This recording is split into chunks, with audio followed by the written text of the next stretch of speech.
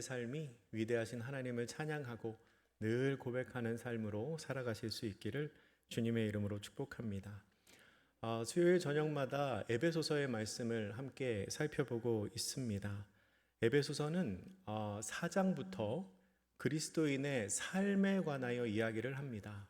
우리가 하나님의 사람으로 어떻게 살아가야 할 것인가 라는 이야기를 하지요. 부르심에 합당하게 행하며 성령님께서 하나 되게 하신 것을 힘써 지키라고 말합니다. 지난주 본문의 마지막이었던 에베소서 4장 22절에서 24절 말씀은 이렇게 기록합니다. 우리 화면을 보시면서 같이 한번 읽겠습니다. 시작. 너희는 유혹의 욕심을 따라 썩어져가는 구습을 따르는 옛사람을 벗어버리고 오직 너희의 심령이 새롭게 되어 하나님을 따라 의와 진리의 거룩함으로 지으심을 받은 새 사람을 입으라. 아멘.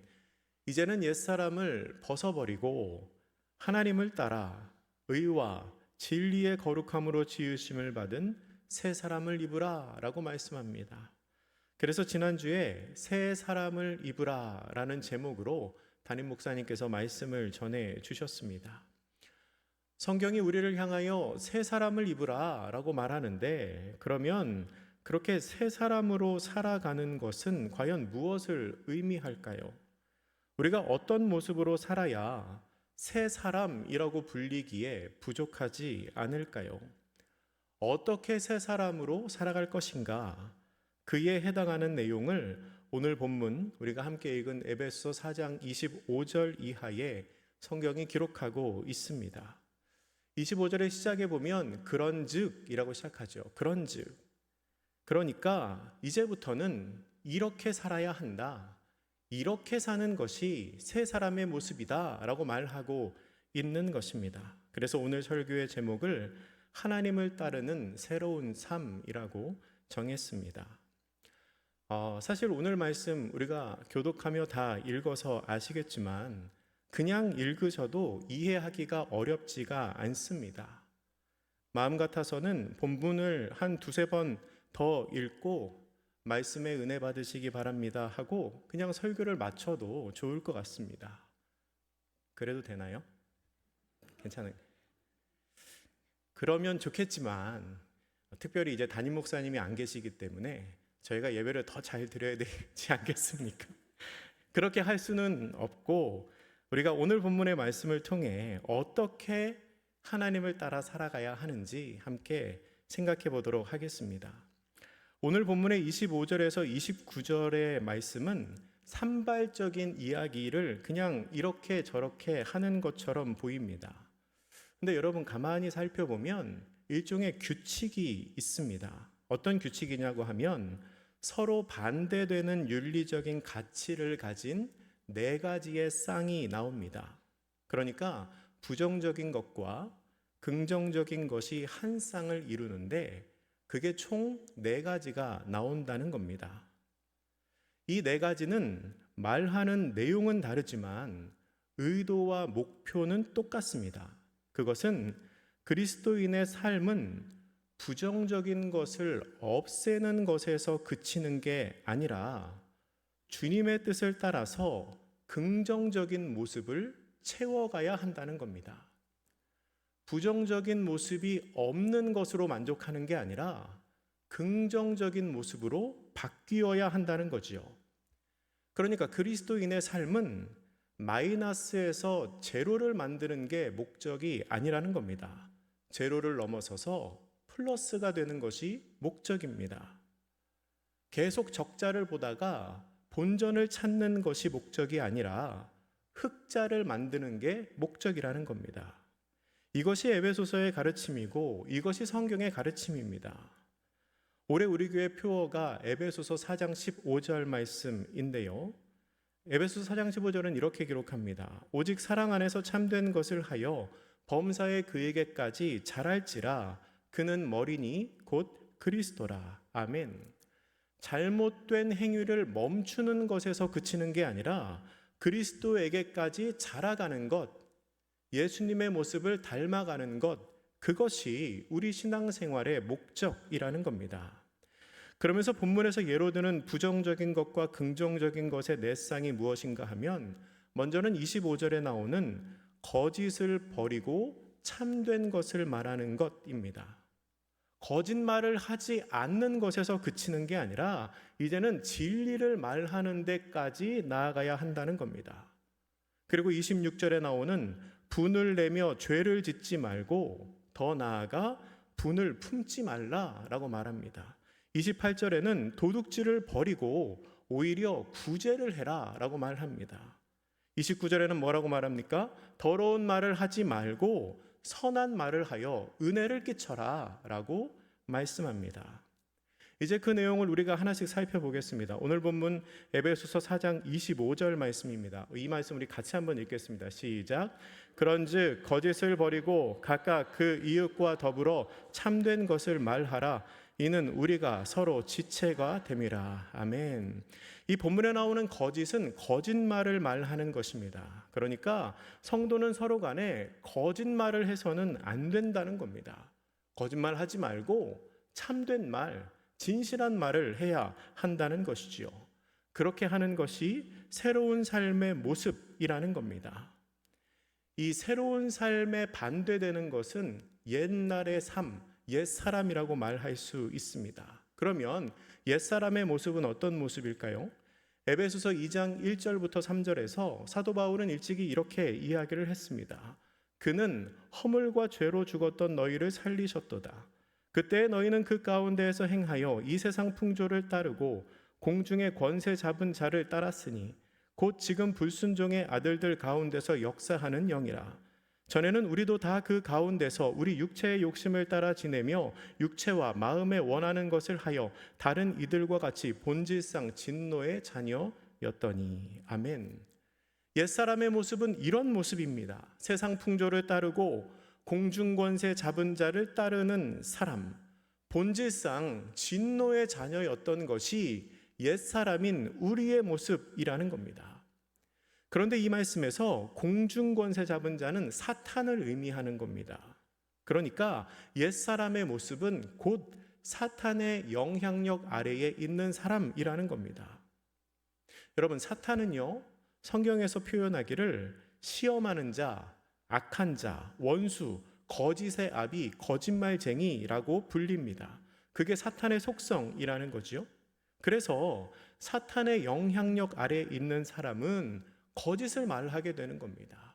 사탄이 거짓말쟁이, 사탄이 악한 자, 원수, 거짓의 아비이기 때문에 그 아래에 있는 사람은 거짓을 말하게 된다는 거지요. 그런데 에베소서 저자인 바울은 이렇게 말하고 있는 겁니다. 이제 그 거짓을 버려야 한다.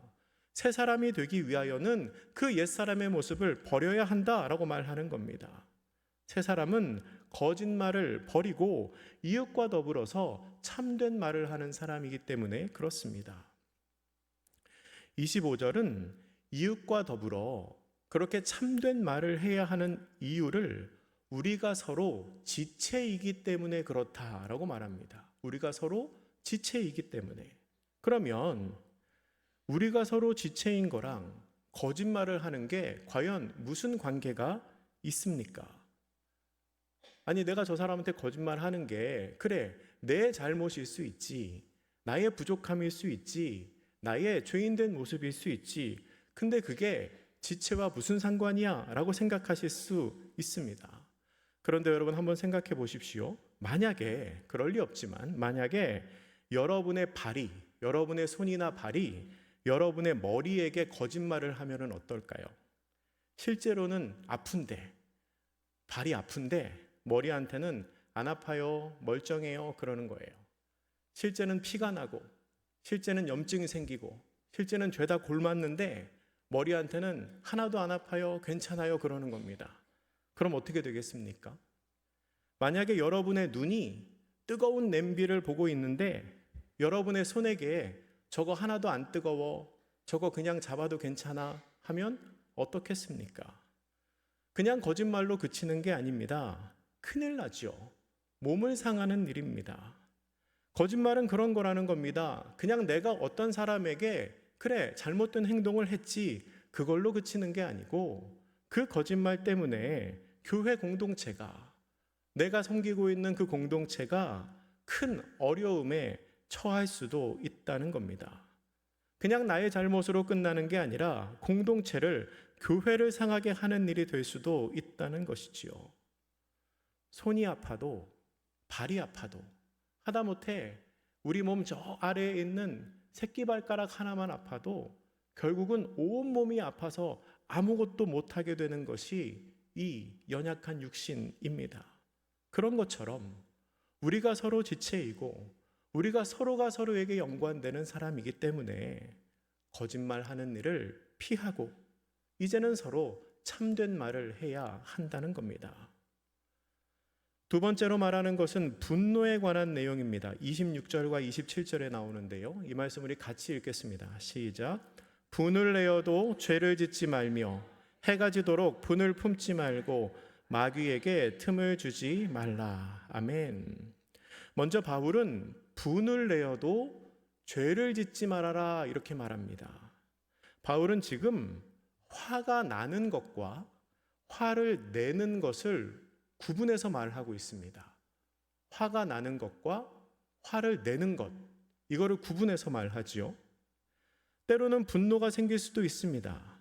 이것은 내가 통제할 수 없는 상황이 생겨서 내가 의도하지 않았는데 그렇게 분노하게 되는 경우가 있을 수 있다는 겁니다. 내가 의도하지도 않았고 내가 생각하지도 않았는데 나를 화나게 하는 상황이 생길 수 있다는 거죠. 그런데 그런 상황에서 화를 내는 건 그거는 내 선택이라는 겁니다. 그러니까 화가 나는 거는 내 선택이 아닌데 화를 내는 것, 상대방에게 표출하는 것은 내 선택이라는 거죠. 그리고 그렇게 분노한 상황에서 화를 내게 되면 그게 죄로 돌아올 가능성이 크기 때문에 그러한 죄를 짓지 말아야 한다라고 말하는 겁니다. 어떤 목사님이 설교 중에 이런 말씀 하시는 것을 들었습니다. 그 목사님, 나이가 많으신 목사님입니다. 자기의 목회 철학, 목회 지침이 몇 가지가 있는데 그 중에 한 가지가 뭐냐면 화가 날 때는 화를 내지 않는다. 이게 자기의 목회 지침이래요. 화가 날 때는 화를 내지 않는다. 여러분 이 말이 참 괜찮지 않습니까? 별로 안 괜찮으시다는 표정인데 저는 이 말이 되게 괜찮게 들렸어요. 아, 화가 날 때는 화를 내지 않는다. 그럴 수도 있겠구나. 그러니까 화가 나서 감정이 격해지고 마음이 안 좋을 때에는 말이나 행동에 실수가 있을 수도 있기 때문에 그 순간 얘기하는 게 아니라 마음을 가라앉히고 생각을 정리한 다음에 그 문제에 대해서 얘기를 한다는 겁니다. 제가 그 말을 기억하고 있다가 얼마 전에 그렇게 해봤습니다. 물론 저는 화가 나는 일이 잘 없습니다. 근데 얼마 전에 그런 일이 있었어요. 마음이 너무 안 좋은데 그 순간은 얘기하지 않고 참았습니다. 참고 시간이 조금 지나서 제가 충분히 그 일에 대하여 편안하게 이야기할 수 있을 때 상대방과 대화를 이제 했습니다.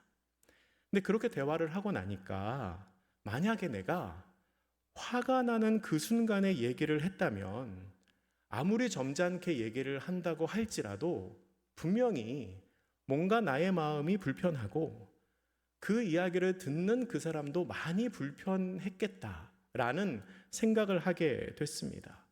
근데 화가 다 지나간 다음에 이야기를 하니 그냥 저부터도 웃으면서 얘기를 할 수가 있었고 그때 이런 일이 있었는데 참 그렇더라. 웃으면서 얘기를 할 수가 있었고 상대방도 충분히 잘 받아들이는 것을 제가 보았습니다. 화가 날 수 있습니다. 내 생각, 내 의지와 다르게 화가 날 수 있죠. 화가 날 수 있지만 화를 내지 않는 것. 내 감정을 뒤흔드는 그 화, 그 분노가 죄로 이어지지 않게 하는 것. 이것이 새 사람의 모습이라는 겁니다. 또한 우리는 해가 지도록 분을 품지 말아야 합니다. 해가 지도록 분을 품지 말라는 것은 그날 있었던 불편한 일을 잠자리에 들기까지 가지고 가지 말라는 겁니다. 신명기의 가르침을 보면 가난한 사람의 옷을 전당물로 받았으면 해가 질 때 돌려주라고 기록하고 있습니다.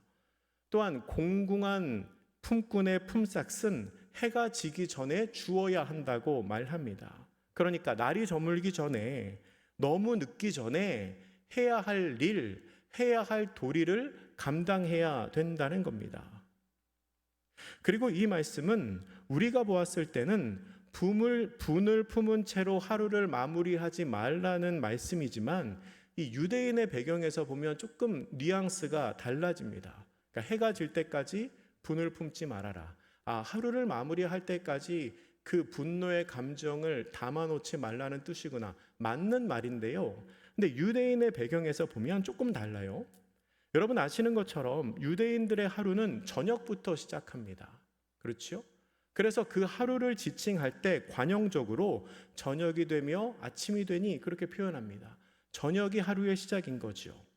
저녁이 하루의 시작이라는 것을 기억하고 이 말씀을 보면, 이 26절 말씀은 화가 난 상태에서 하루를 시작하지 말아라. 하루를 시작할 때 분노의 감정이 너를 붙잡지 않도록 조심해라 라는 말씀으로 우리가 이해할 수 있습니다.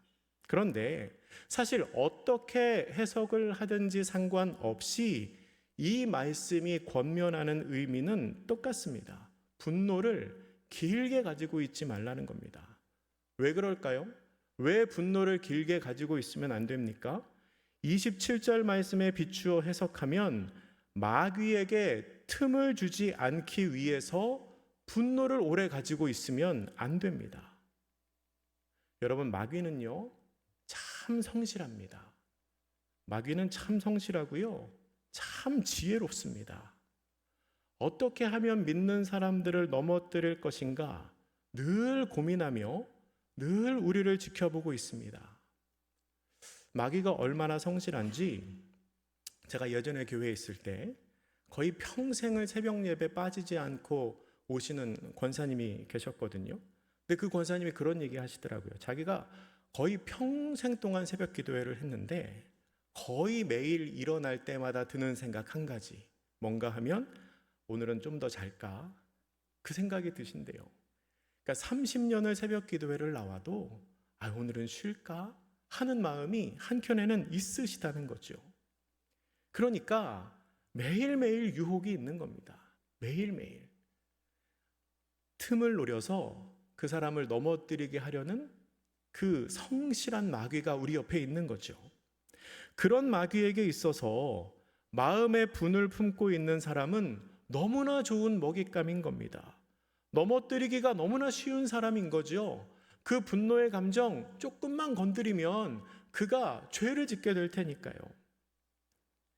야고보서 1장 19절과 20절 말씀은 이렇게 기록합니다. 내 사랑하는 형제들아, 너희가 알지니 사람마다 듣기는 속히 하고 말하기는 더디하며 성내기도 더디하라.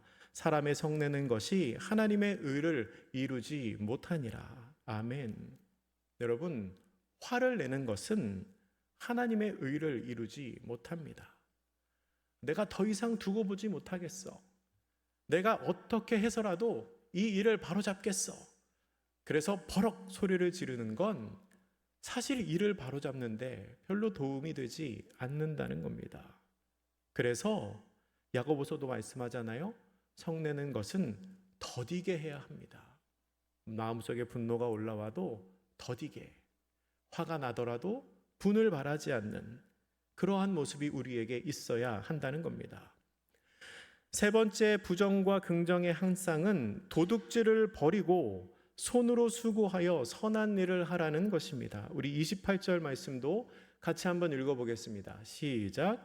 도둑질하는 자는 다시 도둑질하지 말고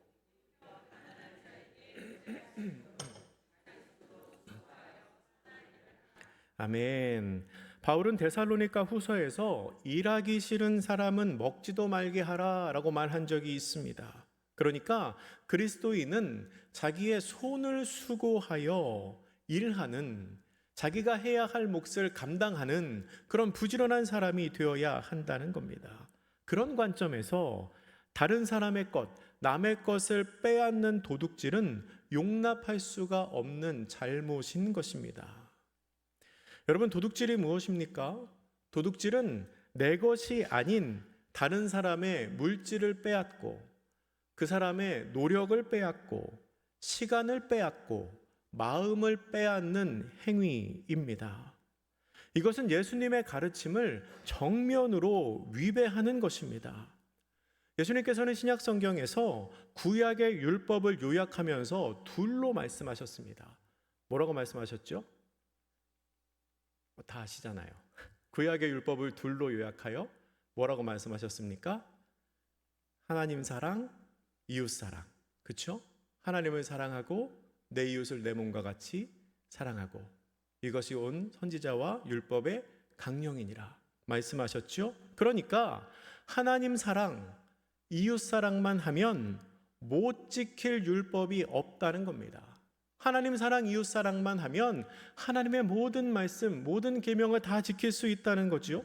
그런데 이 도둑질은 이웃을 사랑하는 행위가 아닙니다. 이웃을 사랑한다면 이웃의 수고와 이웃의 노력을 빼앗을 수가 없기 때문에 그렇습니다. 그런데 도둑질을 안 하는 것에서 그쳐서는 안 됩니다. 아까 말씀드린 것처럼 그리스도인의 삶은 부정적인 것을 없애는 것에서 그치는 게 아니라 우리 주님의 뜻을 따라서 긍정적인 모습을 채워가야 하기 때문에 그렇습니다. 본문이 말하는 긍정적인 모습이 무엇입니까? 자기의 손을 수고하여 선한 일을 하는 것입니다. 남의 것을 빼앗던 그 손을 회개하고 이제는 다른 사람을 돕는 선한 손으로 바꾸어야 한다는 겁니다. 그러면 그 선한 수고는 왜 해야 합니까? 자랑하기 위해서 하는 겁니까?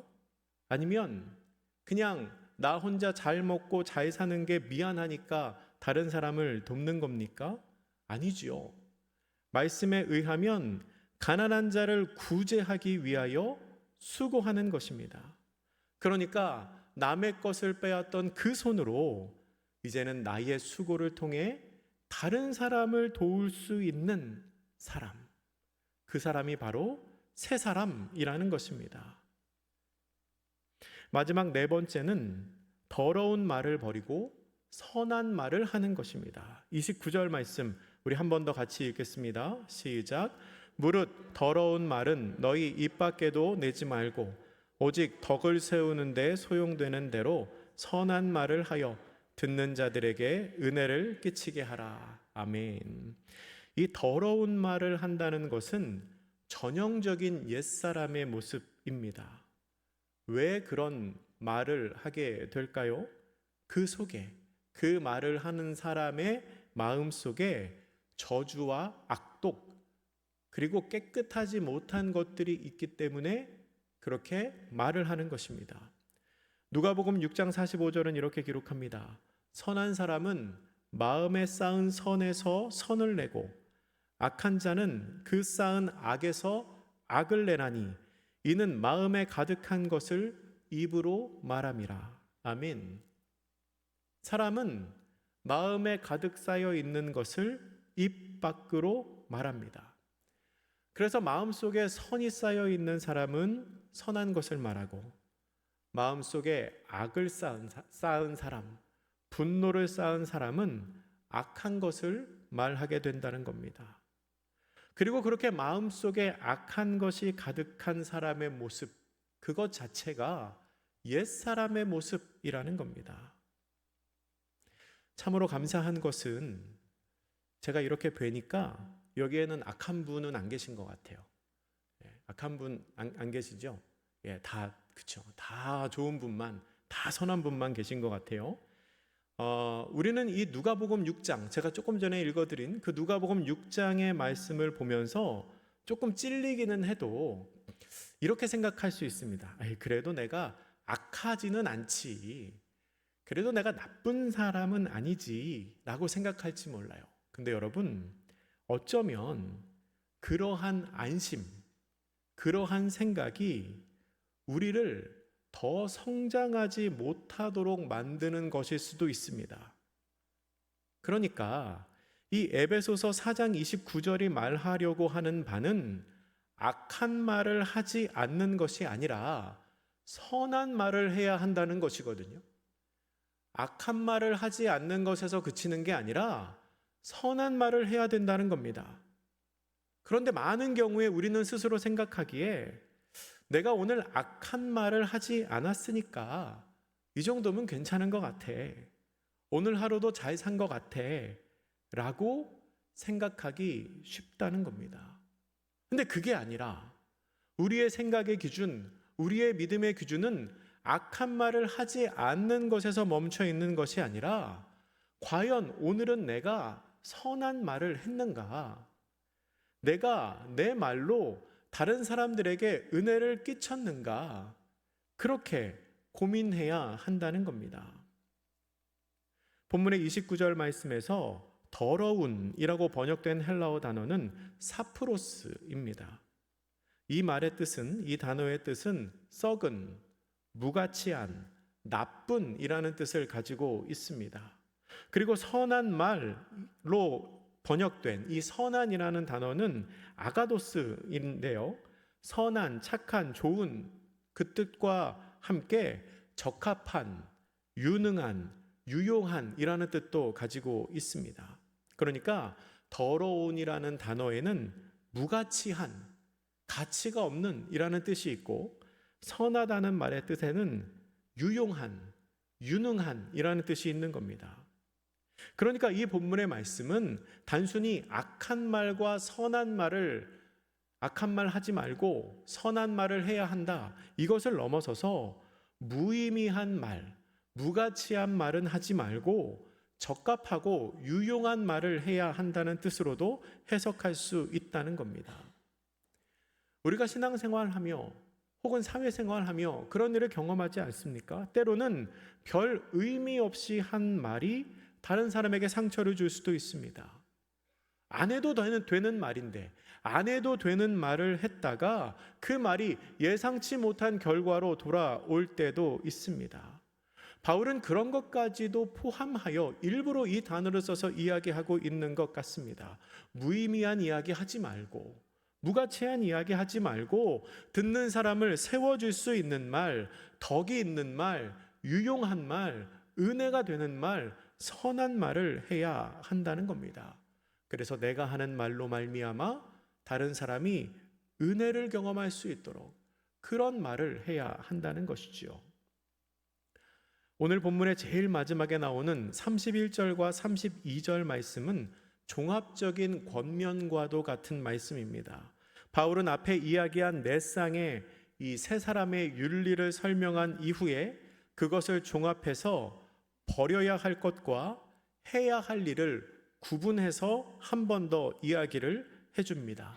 우리 31절과 32절 말씀도 같이 읽겠습니다. 시작. 너희는 모든 악독과 노함과 분냄과 떠드는 것과 비방하는 것을 모든 악의와 함께 버리고 서로 친절하게 하며 불쌍히 여기며 서로 용서하기를 하나님이 그리스도 안에서 너희를 용서하심과 같이 하라. 아멘. 하나님을 따르는 세 사람은 이렇게 행해야 한다는 겁니다. 모든 악한 것과 화내는 것과 비방하는 일을 이제는 그만두어야 합니다. 그리고 서로를 친절하게 대하고 불쌍히 여기고 하나님 안에서 그리스도께서 나를 용서하신 것처럼 서로가 서로를 용서해야 합니다. 여러분, 우리가 늘 예배 때마다 고백하지 않습니까? 주님의 기도를 하면서 늘 고백하잖아요. 우리가 우리에게 잘못한 사람을 용서하여 준 것 같이 우리 죄를 용서하여 주시고, 이미 용서받은 사람입니다. 주님으로부터 그 악한 죄를 이미 용서받은 사람답게 이제는 다른 사람도 그렇게 용서해야 한다는 겁니다. 마지막으로 우리가 이렇게 세 사람의 모습으로 살아야 하는 또 다른 중요한 이유가 있습니다. 오늘 본문의 30절 말씀인데요, 이 말씀도 같이 읽습니다. 시작. 하나님의 성령을 근심하게 하지 말라. 그 안에서 너희가 구원의 날까지 인치심을 받았느니라. 아멘. 하나님의 성령을 근심하게 하지 말라. 세번역 성경은 이 말씀을 이렇게 번역했습니다. 하나님의 성령을 슬프게 하지 마십시오. 성령님을 슬프게 하지 마십시오. 우리가 변화되지 않은 모습으로 살아가면 성령님이 슬퍼하신다는 겁니다. 우리를 바라보며 왜 그 삶이 변하지 않는가? 주의 은혜로 구원받고 주의 은혜로 용서받은 사람의 삶이 왜 변화되지 않는가? 근심하고 슬퍼하신다는 것이지요. 제가 신방을 하면서 성도님들에게 기도 제목을 물어볼 때가 있습니다. 기도 제목을 꼭 물어보지요. 그러면 빠지지 않는 기도 제목이 있습니다.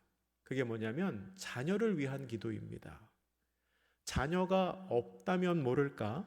자녀가 있으신 성도님들 중에서 자녀를 위한 기도 제목을 빠뜨리시는 분은 제가 지금까지는 못 봤습니다.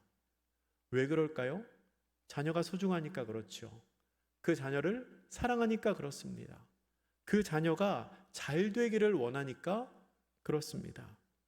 그런데 여러분, 내가 사랑하는 내 자녀가 들리는 소문에 밖에 나가서 늘 거짓말하고 늘 화내고 도둑질하고 다른 사람들에게 상처 주는 말을 한다는 이야기를 들으면 여러분 마음이 어떠시겠습니까?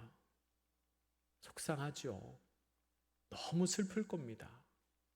그러면 우리를 바라보시는 성령님의 마음은 어떠실까요? 하나님은 거룩하신 분입니다. 또한 성령님은 거룩하신 영이십니다. 그렇기 때문에 거룩하지 않은 것, 즉 죄와 악한 모습을 볼 때 고통과 안타까움과 슬픔을 느끼십니다. 또한 성령님께서는 하나 되게 하시는 영이기 때문에 갈등과 반목과 서로 사랑하지 못하고 깨어지는 상황을 안타까워 하십니다. 이런 일들이 성령님을 근심하게 하고 성령님을 슬프게 하는 일이라는 겁니다.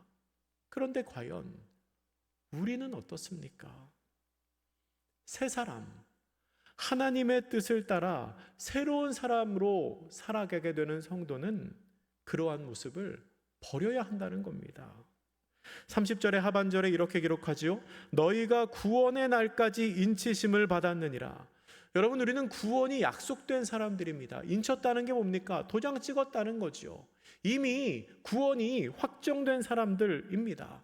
그렇기 때문에 구원을 약속받은 사람답게, 구원이 확정된 사람답게 살아야 한다는 겁니다. 말씀을 정리하겠습니다. 사랑하는 성도 여러분, 이 자리에 있는 우리 모두는 하나님을 따르는 새로운 삶을 살아가는 사람들이 되어야 합니다. 새 사람이 되는 우리 모두가 될 수 있기를 바랍니다. 거짓을 버리고 참된 말을 하시기를 바랍니다. 화를 내므로 말미암아 마귀에게 틈을 주거나 죄를 짓는 것이 아니라 내가 화가 나더라도 화를 내지 않는 그런 새 사람 되시기를 바랍니다. 도둑질하는 손이 수고하여 구제하는 손 될 수 있기를 바랍니다.